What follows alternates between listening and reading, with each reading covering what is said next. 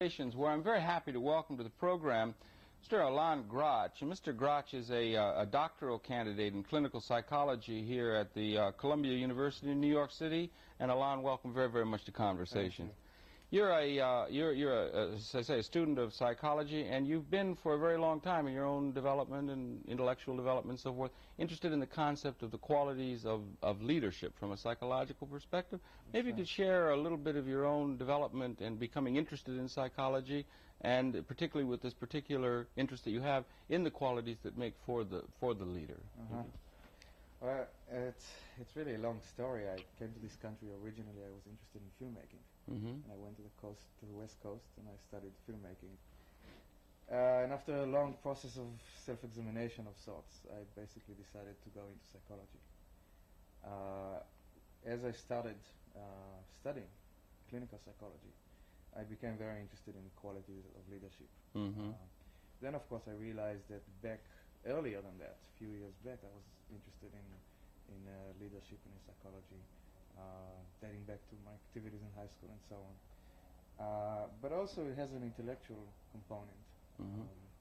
There's so many theories of leadership, of what makes effective leadership, whether in management or in politics or in social activity. And I became interested in trying to integrate some of these theories. It seemed that in psychology as well as in other social sciences, there's many times development towards one theory at the expense of any other theory. Yes, And the quality of leadership itself is something perhaps we don't sufficiently understand. We've had various theories of management, the X theory and the Y theory, and autocratic pattern of leadership, and more, there's different patterns of what we mean by leadership. Right? Maybe it's good to try and get a definition of that, or an understanding of what qualities of human behavior there are that we call leadership qualities, because they differ.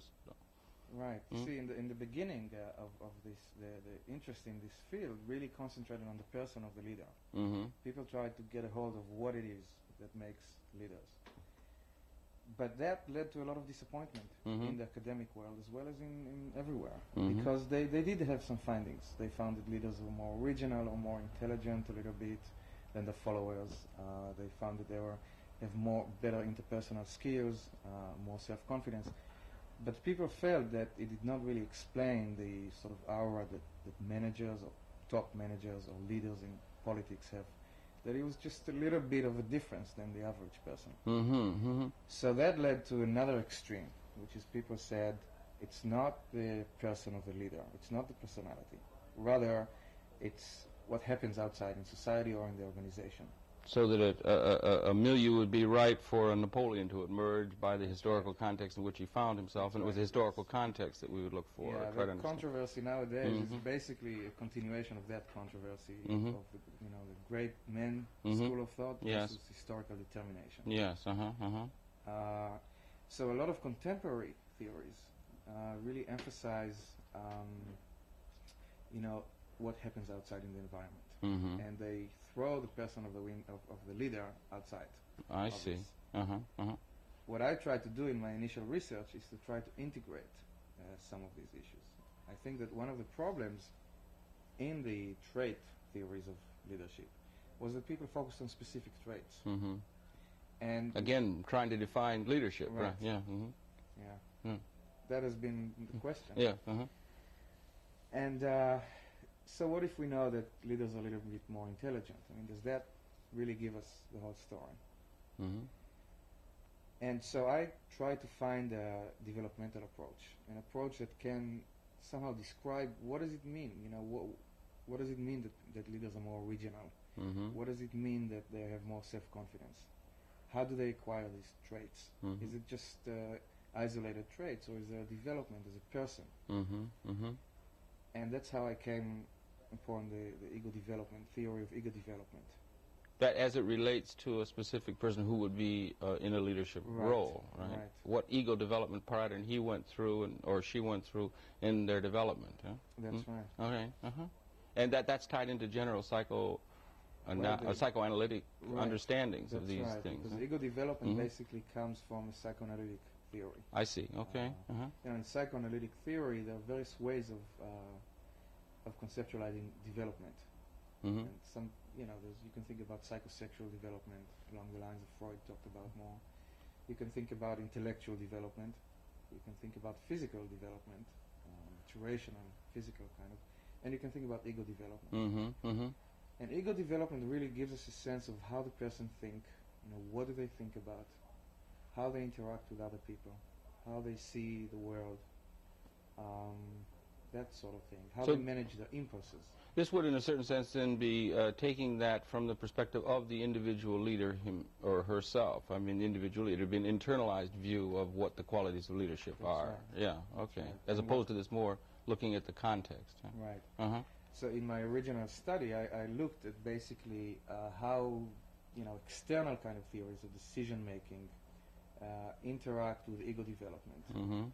And one of the findings, the major findings that I had, was that leaders are different in ego development, appear to be different than other people, than other samples. Yeah, when you're speaking now in terms of leaders, are we talking now in terms of leaders that are in, let's say, the business or political realm of human activity, or leaders in general? Now, are you beginning? Well, that's a very good question, because traditionally in the academic world, the word managers in you know, academic areas of management behavior, the word manager has almost become the same as leader, became interchangeable. Maybe it ought not to be, but it almost became that way. My study focused on corporate managers. I studied managers in financial institutions in New York and in New Jersey, and also in some chain store, clothing store, high fashion. Now we're talking about a specific study that you undertook, right? Okay, fine. Okay. And usually, in terms of ego development, the majority of people in most samples, or a large minority of people in most samples, have been in the so-called conformist ego stage. Maybe you could share with us what the various stages of ego development are, and share the outlines of that, so that we could say where this fits in. This model has been proposed by Jane Lovinger, the model of ego development, and she basically conceptualized several stages. First two stages are more likely to be found in people who have emotional problems, more serious kind of emotional problems. These would, if I may, these would be stages that adult people would be in, having gone through experiences. It wouldn't be necessary. It wouldn't be stages of an individual's development through time. It would be stages that adult people would be at, having had certain life experiences. Well, I'm not sure that I understand what you're asking. Well, I mean, we could say the stages of development of an individual would be through time, infant, adolescence, and so forth. But this is referring to the egos. Adults, you can also find all of these stages. Okay. Or most of them, anyway. But we differ among ourselves at what level of ego development we as adults are at. Right. Okay. Okay. So the first two stages are called the impulsive and the self-protective, and they're more likely to be found in people with emotional difficulties. In fact, none of the people in my sample of managers, corporate managers, were in these stages. Impulsive and, I'm sorry? Self-protective. Self-protective are certain stages of ego development that some human beings are in, as it were. People that are in states of psychological disorder in many cases, or have a difficult time coping? Or not always, and not necessarily, but frequently. Okay. And then above that, you get to... Now, above that, there's also some transitional stages. Yes. But we can come back to that later. But there's a stage called the conformist. Conformist. Which is sort of the typical stage for many people in the society. It's the concept of ego development is a little subtle. It's difficult to describe. Yes. That's part of what's fascinating about it. But it has to do with the way people think, as I said. Yes. To some extent. And people in that stage think in very stereotypical ways. You know, they think in terms of good and bad people. They think in terms of attractiveness and ugliness. They think of that kind of categories, sort of simplistic way of thinking. And one of the findings was that even though there's a lot of people in our society who fall into that, there were no corporate managers in that. Well, there were two out of the whole study. A broad selection of the American society would find that a majority of people might fall in that area, or a very large minority would be in this general stage of ego development, conformist, right? Okay. Now, in the managers that I studied, there was like something around 40-something, 45, 47% that fell into the transition between this stage and the higher stage. And then they were, the rest, about half, were in the stage above that. And what would that be? The conscientious. That's conscientious. So we've had impulsive, self-protective, conformist, conscientious. Conscientious, right. After that we have autonomous. 5. And the sixth, somewhat of a hypothetical yes, stage. It's called the integrated. Okay, you have 6 in total then, right? 6 full stages and 2 transitional stages between them. 3 transitional stages. And these stages are understanding of what stage an individual in you've arrived at by testing methods of completing sentences and seeing how their mind or they perceive the world from that. A rather elaborate, but to your way of thinking, objective way of gaining this kind of a classification. Right. It's a projective technique that was developed by Jane Lavinger, and it really can tell psychologists how people think, how they interact with others, what they think about, how they perceive the world, and it has a very elaborate and very complex way of scoring that.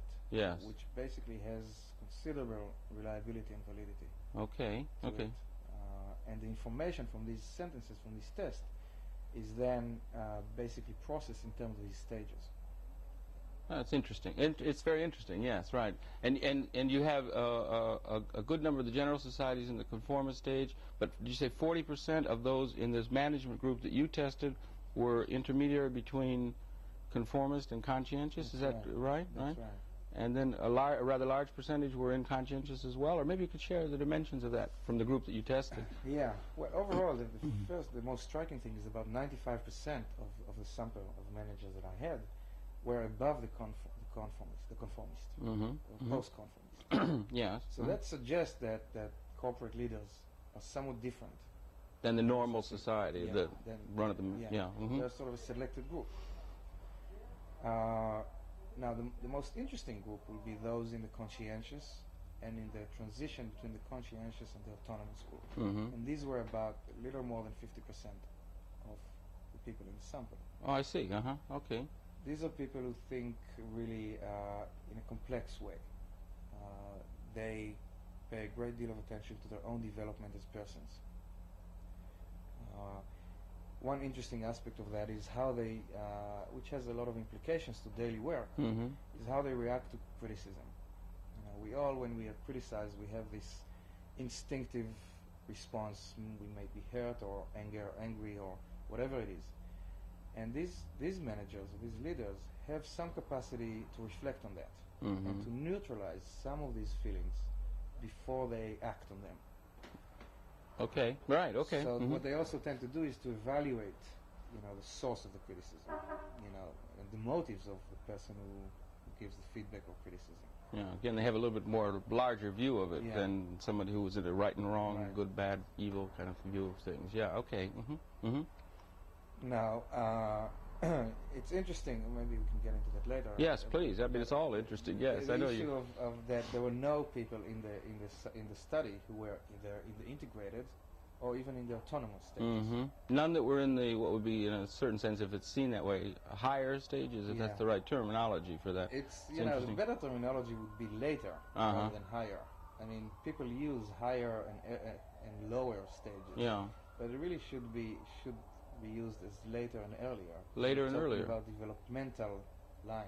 Oh, I see. Well, is it possible that people that are in the conformist stage will, at a later point in their life, develop into an integrated stage, or does that tend to happen, or do they tend to more or less stay at the stage where they are throughout their life experience? Because you were measuring adults, right? The research shows that after adolescence, there is little change without intervention. There could be interventions. Oh, right. If the interventions are related to the theory of development, then there can be growth. That's where a lot of the implications to corporate management comes in. I see. And the managers that you were measuring, I mean, were they managers that, I mean, there are managers and there are managers, and some of the, I mean, at various levels, and the business tends to be hierarchical, and so there are vice presidents and there are assistant vice presidents who are managers of some, but then they are in turn managed by others. Were these people at high levels of management?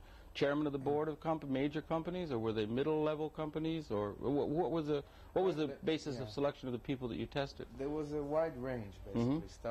Starting with management trainees who were selected from very prestigious universities after finishing graduate studies in business or undergraduate studies, but they were trainees in one corporation. And then we went more into middle management, low middle management, and middle management, and top middle management. I had some people who were higher than that, not too many. And in the book that I'm going to be working on now, we will get more into that too, sort of the chief executive. Well, would you presume from your own, I don't know, subjective understandings, or whatever understanding you have of that, that if you moved into, let's say, the level of the CEO, chief executive officer of a major corporation, you're likely to move again later or higher on that stage toward integrated or autonomous? So sure. Or I'm just wondering what your thought pattern is, because again, that if you're talking about middle management mentality, it would be different than people that would be at a higher level. And that, I think that's an open question to look at. I'm not so sure that in fact you will see people at higher levels. You sort of have to remember that the higher stages of ego development also imply kinds of things that are not necessarily congruent with managing or with leading. Oh, I see. For example, people in the highest stages excuse me, are often concerned with the autonomy of others. They respect the autonomies of others.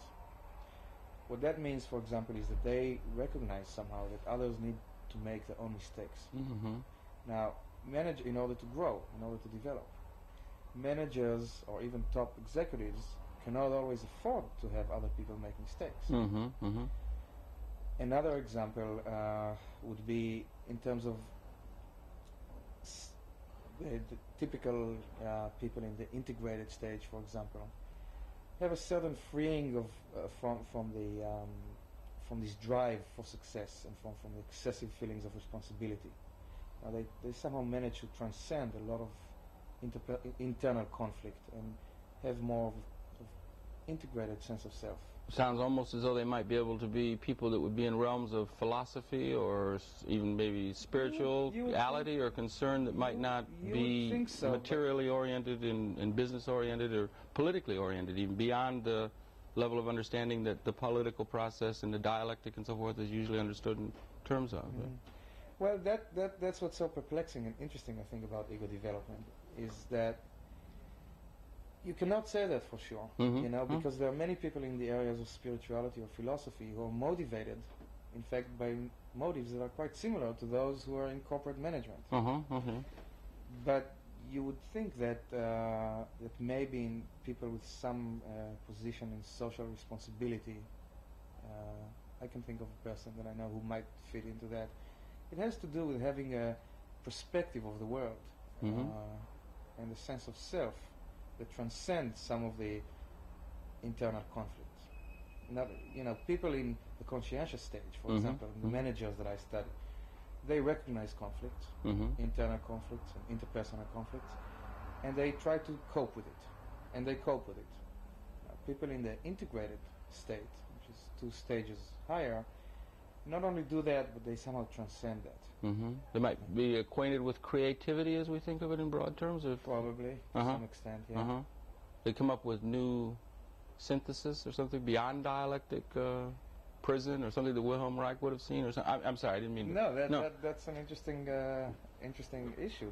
It's difficult to study it because in most studies, only 1% of the population has been in this, of the sample, has been in the integrated state. Oh, I see. It's a very small group, the integrated state. Okay, I see. Right, okay. So it's difficult really to say who these people are. But it's an interesting concept in any event that we do have these qualities. And your selection then again was of people at management levels in a particular geographical area as also? I mean, just to get the limits of the study. Yeah, it was basically in New York and in New Jersey. There were a couple of financial institutions in New York, investment companies in New York, and another company in New Jersey. It was also in New York a little bit. And you found that the majority of those people fell within the stage between conformist and conscientious and inconscientious. Is that right? Yes, and also between conscientious and autonomous. Uh-huh. In other words, the range of ego, excuse me, surely. The range of ego development was of 2 stages, a rather restricted range. That's what suggests, again, that leaders do have some traits that are a function of their development as persons. And it gave you an overall sense of what those traits are, what we would look for in the person who could successfully meet the management role, as it were, extent, right? And what would some of those characteristics be? They'd have a more, they'd be beyond the limitations of an inappropriately seen world of black and white and so forth. There'd be more subtlety in their thinking and so forth. That's one. They perhaps wouldn't be so locked into rules and regulations in the same kind of way that people at a lower stage might be. They might be a little more flexible. What were some of the overall characteristics of it? You summed up some of them quite well. You know, some other ones that I can add is in the way that they manage their impulses. You know, they're not likely to act out on an impulse. You know, they have a certain ability to control their impulses, to think about long-term achievement. They're flexible, as you said. They're also interested in their own development as persons and in interpersonal relationships. You know, there is some correlation between this measure of ego development and intelligence, a moderately high correlation.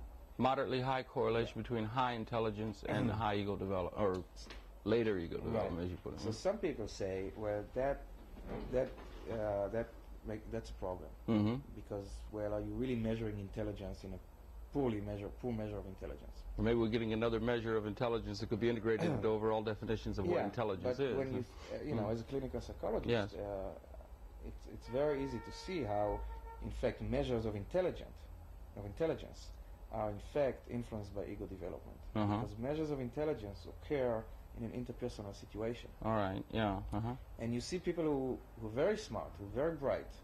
You can feel it, but somehow they cannot get the answers in the intelligence test straight because either they're anxious, or something about the interpersonal exchange doesn't work, they get restricted, and that affects their scores. So you can make the case that ego development, in fact, you know, is a variable that affects intelligence. Yeah, I could see where they would fit in. Some people are questioning a great deal of the validity of, or they say they're culture biased. The tests of ego, of intelligence are culture biased. Some people feel they're biased toward left hemisphere, linear kinds of perceptions. They downplay intuitive body percept learning and that kind of thing. So there's some differentiation about the validity of that overall process of that. But these intelligence, is there high general correlation between, let's say, high intelligence and leadership, as we think of leadership, to come back to the original interest that you have in leadership in the broadest term? Yeah, you know, I can recall one study that has shown that leaders are usually higher in intelligence than the followers, but not too high. If they become too high, then in intelligence, if the discrepancy is too high, then there are difficulties in communication and understanding. So I think it does say that, but you know, I don't want to necessarily get into intelligence. But it's really only partially related to that. It's a separate line of development. And you again, this study is one that's looking at the qualities of leadership in a broadly conceived tableau, as it were. You're interested in that quality, and I wonder, there's the concept of a charismatic personality, someone who has a spark or a kind of feeling about a Gandhi or John Kennedy had a sense of charisma. Some people feel Mr. Reagan, our president, has charisma of a certain nature. Does that figure in, or is that getting into levels of leadership as we think of it that perhaps was beyond the scope of the study? Or yeah, I would think so. I mean, there have been studies about charisma and what determines that, and this particular study does not go into that. You know, certain aspects of ego development are certainly related to that. You know, self-confidence, whether real or defensive, staged, faked, is certainly an aspect of charisma, I think. So, and self-confidence and the development of self-confidence, high self-esteem, is part of ego, related to ego development. But the study itself does not deal with charisma per se. If we talk in terms of the ego development stages, and if we were to look, and excuse me, I'm not a student of psychiatry or Sigmund Freud, or psychology or Sigmund Freud, but the early developmental, the influence of the infant experience and so forth is very, very important in terms of developing the basic personality or character structure as we think of it. Do you find that to be the case, and that if you find some clues as to why certain of these stages might have emerged, that we can see a development between very early on influences that the individual felt, you know, from infancy and so forth? Or if you try to trace that through time? Yeah, there's no question. What led to these certain kind of stages in terms of the environmental milieu they were in? That's right. There's no question in my mind that early events in the life of a person influence later events, and that as time goes by, we developed in ourselves insight, sort of psychologically, ways of coping with early situations, and then we sort of incorporate them into our behavior and into our feelings and way of seeing the world, and then we apply them later to situations. It may be a good fit, may not be. So ego development as a theory assumes a developmental perspective, but it does start very early. That does not mean, however, that there could be no interventions later in life. Well, that's what we were going to say, or even if there are clinically psychological things we could do to help absolutely develop admirable traits or something that we can see. And you know, in terms of a corporate world, one of the big problems that I feel exists there is that there's so many management training programs that basically train people with skills, technical skills, how to make decisions, how to see elements in situations. All of that is valuable and important, but what often happens is that the manager who goes through such a program outside of the company returns to the company, and then he's not gonna, you know, in the course of daily work, he's not gonna take out this paper and this notebook that he studied out in the workshop and look and see what the situation is. So what's missing in many corporations is a formal way of assessing what has been learned, under what conditions, you know, in the outside program, and whether these conditions are similar to what's going on in the company. And also to what extent it affected some personal growth in the manager. Is there a fit between the skills and the personality of the manager?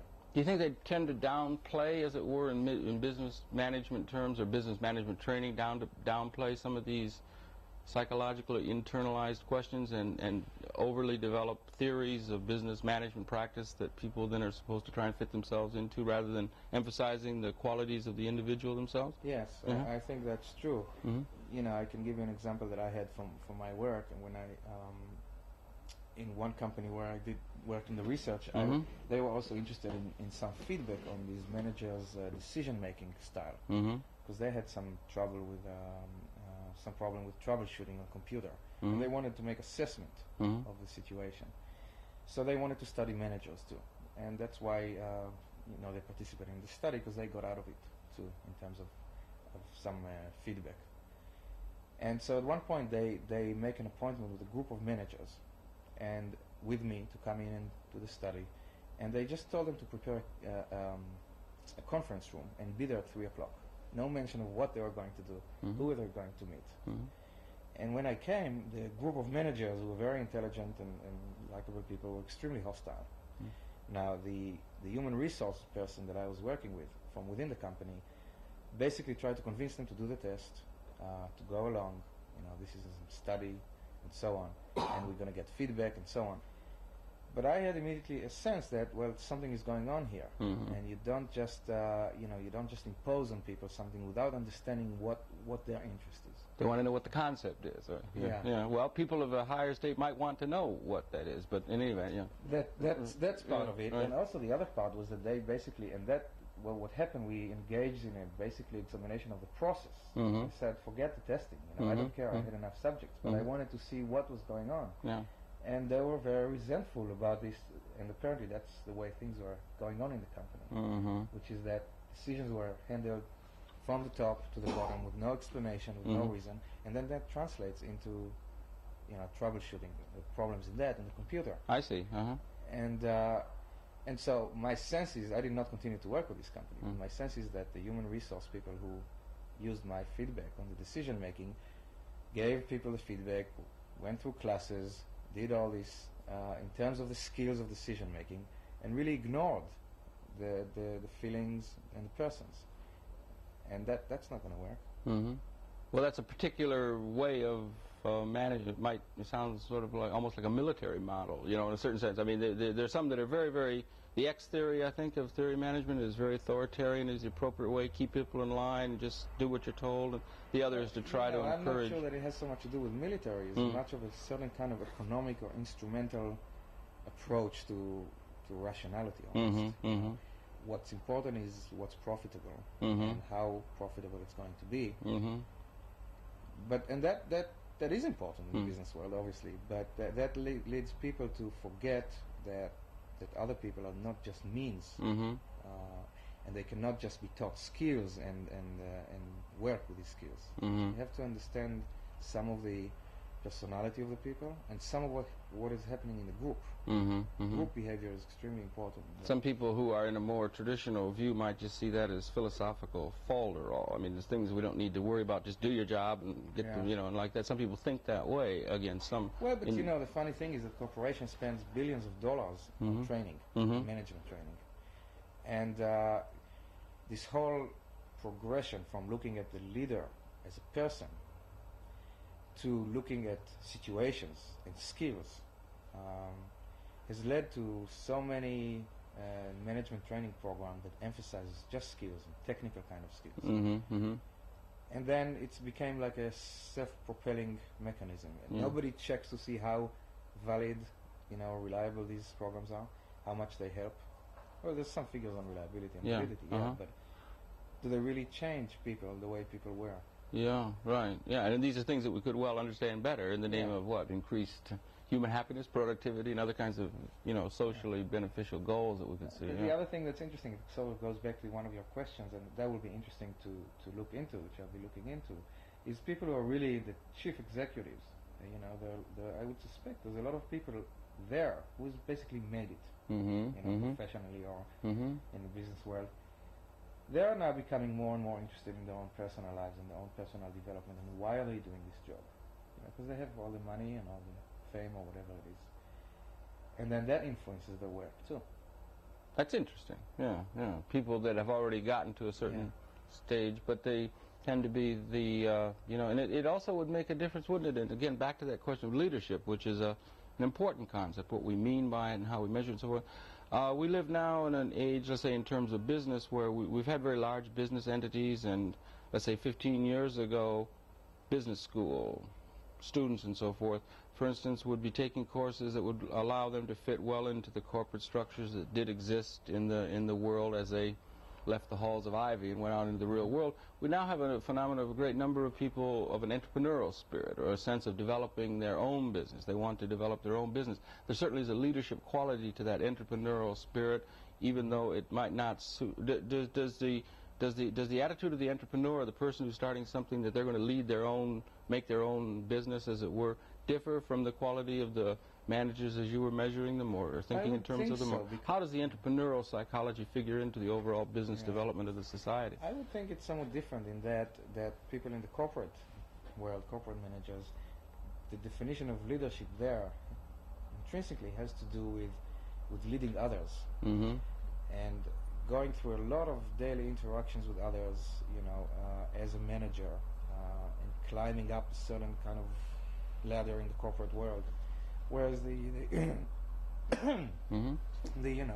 entrepreneur who goes out there and tries his own business or his own approach to things, I would think there's different kinds of personality there to some extent at any event. They certainly may share a certain kind of ambition, but I would think that in that kind of personality, and this is my hunch, I mean, I did not study that, there would be more of issues around narcissism, about the fantasies of what a person can be in the world. You know, how do I make a mark on the world? How do I affect? Can I affect change? Can I do something with my life? All of these questions, I think, are more related to questions of competency. Can I do it? It has some common grounds with management, but there's less of a sense of interacting with others, of managing others. Yeah, but perhaps so, because you'd be creating an entity from which there would be some people involved to manage at a certain point and so forth, obviously, in that sense. But there's also a development or an interest on the part of a number of what are seen by some to be innovative companies moving in the right direction, well established, that are trying to integrate a greater degree of risk-taking or a sort of entrepreneurial spirit within the corporate structure itself, rather than people who, in an organizational sense, fit in. Do you understand what I'm saying? So there's it seems to be a feisty time that way. And I think that does relate to ego development to some extent, at least to taking risks, and calculated risks, honestly. Because that first of all implies that you can think about such risks, that you don't go by the book necessarily, and that you're not also scared of your creativity. A lot of people in the lower stages of ego development are basically scared of their creative thoughts. This would be people in the conformist stage, or below that. Yeah. They're scared of it because they're impulse-ridden. They're not differentiated as ideas from impulses. But in the higher levels, there's a process of sublimation of these impulses into more creative ideas. Thoughts are becoming a little more complex. The way of viewing reality, there are more alternatives. If it doesn't work that way, you try another way. That has been, that is in fact an important part of higher stages of ego development. Trying other ways, not giving up.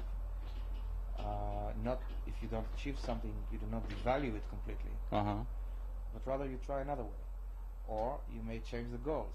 So there's a lot of emotional and cognitive flexibility. Yeah, again, there would be at the higher levels, there would be a greater. That is typical of the managers that we've studied. Successful managers that we studied. And this kind of testing, this kind of understanding of this, again, back to that idea of the psychology of the leadership elements within our society. This is something that we might all benefit if there was more of this kind of testing, more of this kind of understanding, and an integration of the findings into business management training or business management practice in a general sense? And are there things that can be learned that have a practical expression in the business world? I would think so, definitely. First of all, in terms of profits, I think it is profitable in the long run. That also depends on the ability of a company to really look in the long run. And if they want to have a solid structure, managerial structure, they certainly should, and many companies do, take that kind of approach into consideration. It has implications for personnel selections. You really want to know people who are applying for positions of leadership, and a lot of the times, and a lot of companies do very in-depth series of interviews to study people who apply for management, especially top management positions. And the people who interview, corporate interviewers, can also be trained to look into these aspects, to sense them. You don't necessarily need psychological testing for that. That's what I think is most important. Certain kind of intuitive sensitivity or appreciation, or it's an appreciation of what is happening right here and now between the interviewee and myself. Right. That's very difficult, but it's much more valuable. A lot of interviewers basically have that, either on the basis of experience or some kind of intuitive understanding of the other person. But they can be trained. I've been involved in training like that. Yeah. Well, so then that is, and it would want to base itself on increased understanding of the overall process itself, which is probably not as well understood. There haven't been enough of the testing as you and Dr. Who was it that you developed the test? The Levinger. She developed the test, and the theory really. What I did is took that and applied it to the area of corporate management. There probably, in your estimation, I would feel there ought to be more of that kind of research, development, and so forth going on, and understanding, so that it can be integrated better into overall business or societal because I think practice. that one of the problems that arise, and that was one of the reasons why there's been such a rush into skills and behavioral kind of interventions, external interventions, is because to say that someone, for example, is anxious as a trait, has this trait that he's an anxious person, it means very little. Because, so what? Where is it coming from? How can it be changed? If you don't understand where it comes from, you cannot change it. The same is true about, interpersonal skills. Some people seem to have that ability higher interpersonal skills. What's that about? Mm-hmm. So essentially, if you take a developmental approach, Mm-hmm. You can study intellectual development and how that is related to corporate management or leadership. You could study even physical development, and that has been done. Mm. I mean, it hasn't been done. For example, in some I think there was a study showed in sports, for Mm-hmm. example, the leaders in sports are physically stronger or taller or so on. Yeah. But again, you want to know, what does that mean? Mm-hmm. It's not just a trait, it's a whole development of a person, even in the physical realm. Yeah, well, particularly in that, in some aspects. Again, it's a matter of the criteria by which we determine what leadership is, in a sense. What we mean by the leadership, the traits are going to fit into that as well. I wonder if this concept, you were doing this with management, some in management trainees and so forth and so forth. If it were, this kind of testing were to be put out in wider circles of of the society and so forth. That has been done before. Oh, they have been. Yeah, have we got any findings of anything that's tried to get a cross-section of the society, and what kinds of people tend to fall into, let's say, maybe into those higher levels or those later levels as you develop, Right. that have integrated and so forth? Or In terms of the later I mean, beyond the people that seem to be like within the corporate milieu. Well, as I said, in terms of a large minority of most people, or a majority of most people, are in the conformist stage. I think there's been some studies that suggested that college students, for example, are typically in this transition between the conformist and the conscientious. That would suggest there's a certain age factor consideration there. People there in their adolescence or If you little look at college post-adolescent, students, a little less people, than, a little people more. increasingly looking Yeah, at college yeah. students, adolescents, then graduate students are still adolescents. And Oh, right. it's Extend adolescence stretched, out to, but it may imply not only an age factor, but also some kind of activity and environment.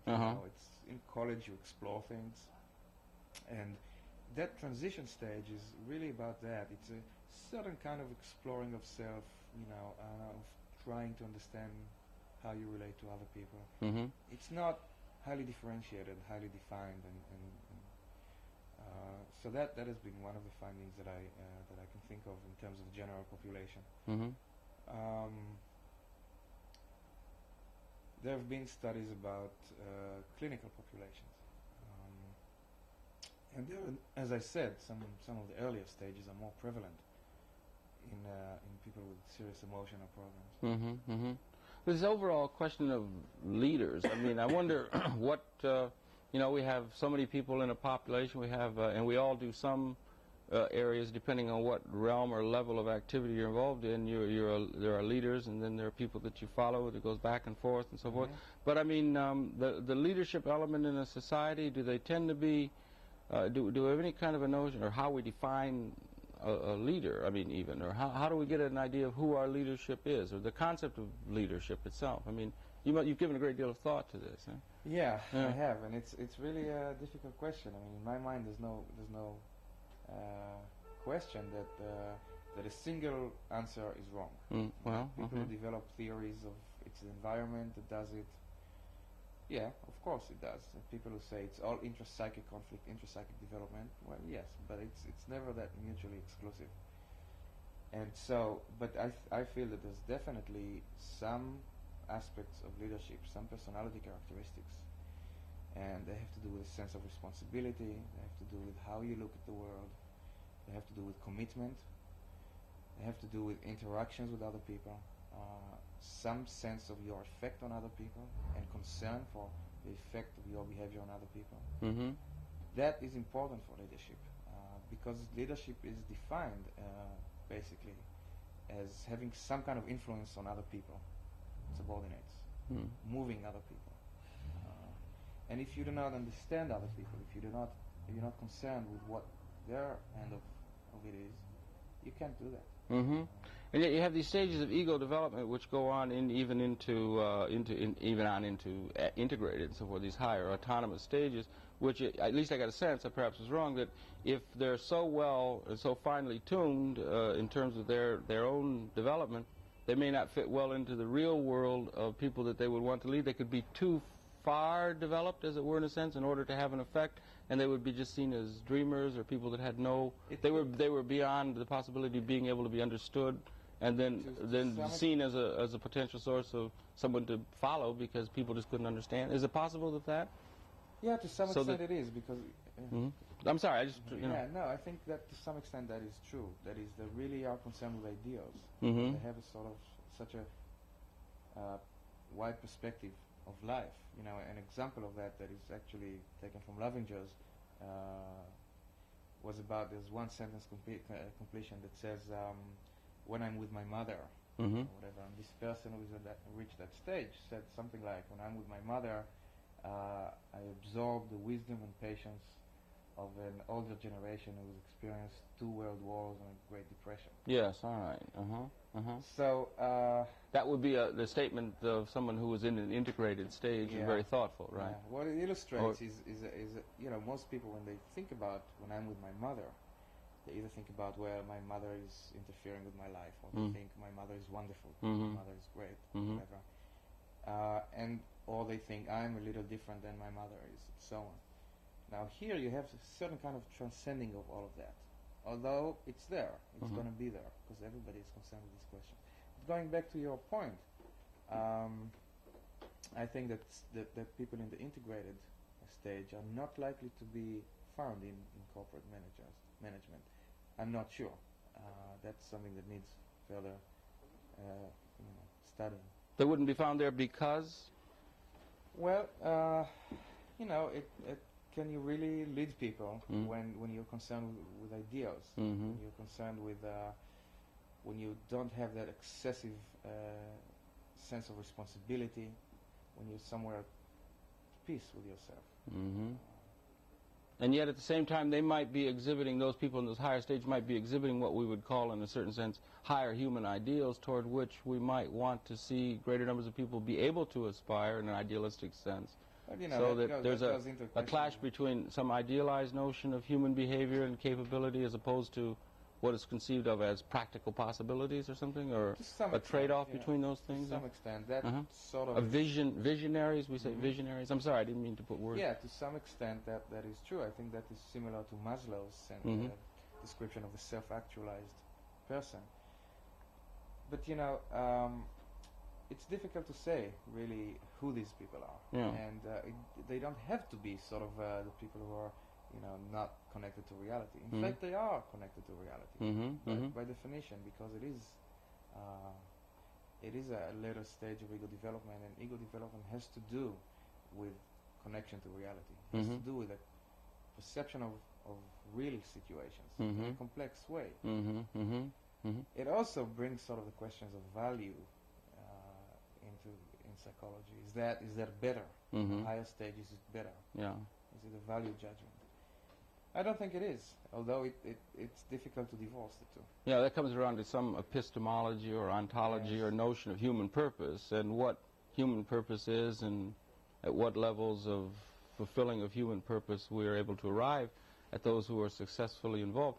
People in political or business positions of responsibility tend to be concerned with the material world. They tend to be concerned with economics. They tend to be concerned with political power relationships among people within what would be called the real world, and tend less to be concerned with things that might be, again, idealized, or questions of a higher consciousness, or questions of a higher order of understanding beyond the human experience and so forth. Do you understand what I'm saying? Yeah, to some extent. However, the interesting part of my study was that, in fact, people in the conformist level are those who are interested with a lot of, with social niceness, and with a lot of, with appearance, with money, with concrete behaviors, clothes. And that's typical of our culture as a whole, to some extent. But people in the conscientious stage, where a lot of the managers have ideals, and they have long-term commitments and thoughts about alternatives, and are concerned with society, they just don't reach a stage of transcending some of the conflicts that they integrated. Yeah, transcending some of the conflicts that the internal conflicts. The internal conflicts, and in relationship to the external world that they encounter, right, like that. Or the situation, there might be possibilities that they could not act in terms of. just wonder, do you think we generally, the process we have, if we think in terms, again, back to your original thought of leadership, whether it be the President of the United States, the head of our multinational corporations, or we generally think of leadership, do you think that we're inclusive enough in terms of human interaction and so forth of this concept of leadership, or are there people that we might well be thinking in terms of as seeing as, well, Mother Teresa now is seeing she gets the Nobel Prize, but people who are doing things that aren't necessarily in a traditional view of, I don't know if it's a military model or what it is, of power in traditional terms as being leaders. Do you understand what I'm saying? That there are leaders that are by example, or people by something like that, and we think less in those terms than we ought think in terms of a better social order? It's sort of funny, but we, in this society, we end up judging them on the same basis, on the same criteria that we judge corporate leaders. You know, I mean, Mother Teresa is important. I mean, nowadays there's media.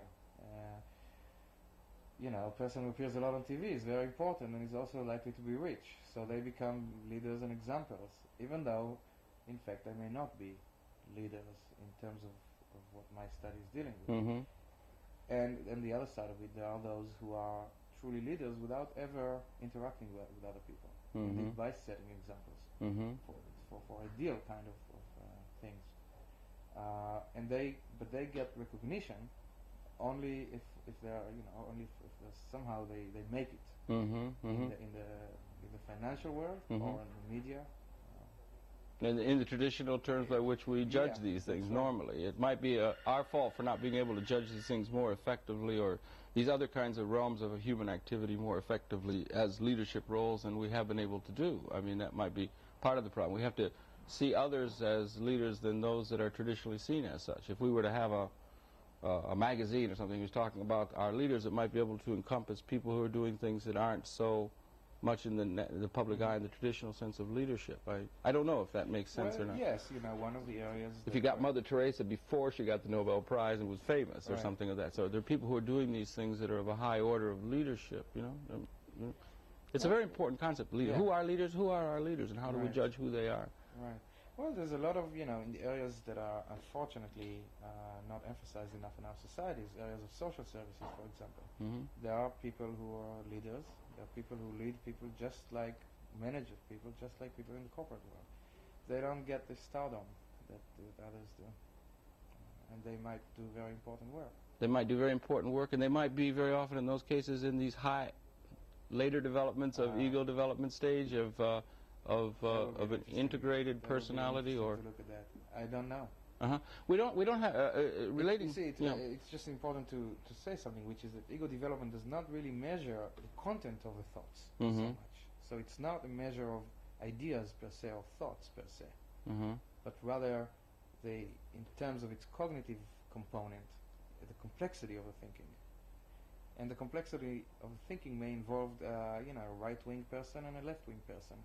May involve someone who deals with military, you know, leadership, and someone involved in social services. Or Mother Teresa. So it's not so much the content, and the way the test is scored is really not based solely on the content.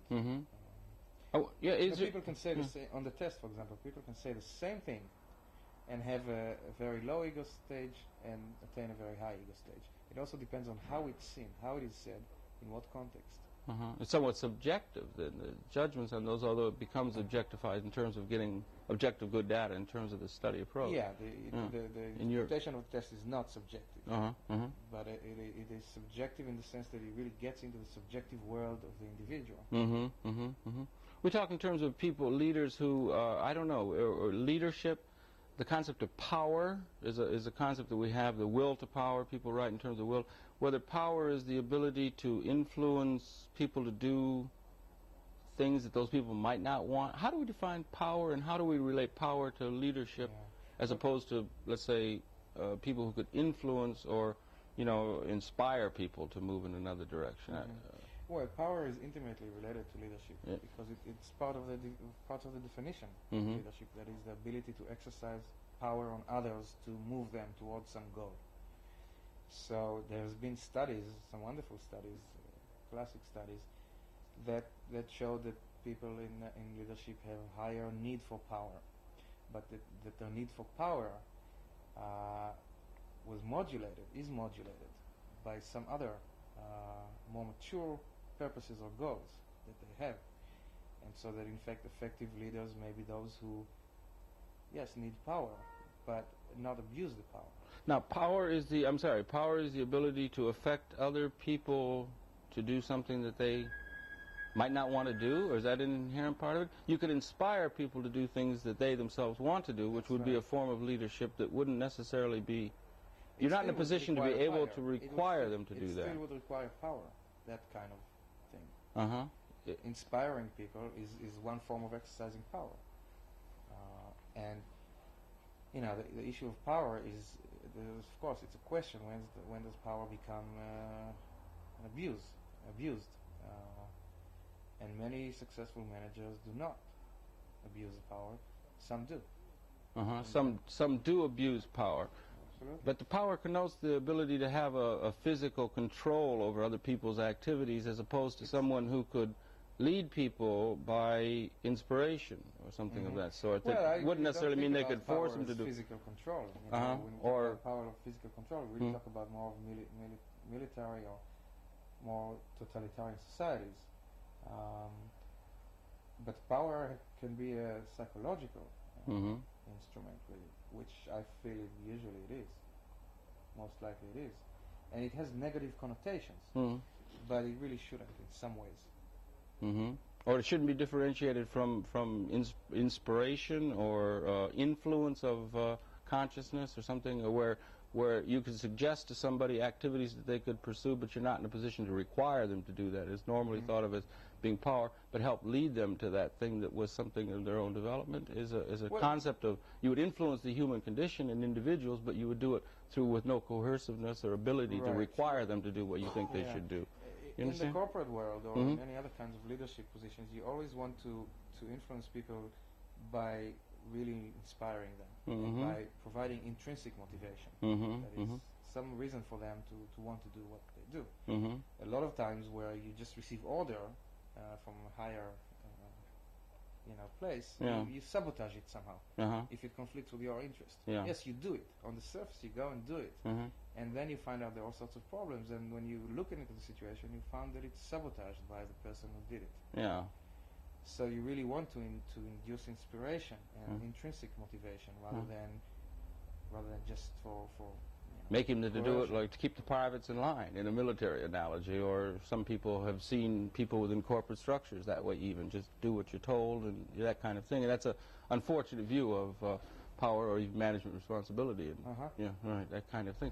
Well, it's an incredibly fascinating subject. The whole question of leadership, how we define leadership amongst ourselves, how we get at some question of how it emerges, particularly as it affects the business community. And so it's an incredibly interesting topic. You've written these very interesting notes here in the New York Times that have recently appeared. We thank you for that. And we certainly wish you all the best in your research as you pursue this really interesting field. We find it very interesting and happy to have been able to talk with you. Thank you very much. I enjoyed it. And I would remind you, it's been your pleasure. I'm sorry we've run out of time. It's been your pleasure to have the perceptions in of Alon Gratch. Alon Gratch, who again is a doctoral candidate in clinical psychology here at Columbia University, and has written interestingly on his interpretations and understandings of the quality of leadership in the business and corporate structure, as well as in the broader society in general. Very interesting topic, leaderships in our society. Happy to have been able to bring you those perceptions, and we would invite you to tune in again next week, but that's it for this particular session. We're coming back next week, and Alon, once again, thank you very, very, very much indeed for participating, and all the best in your work ahead. Thanks. See you next week.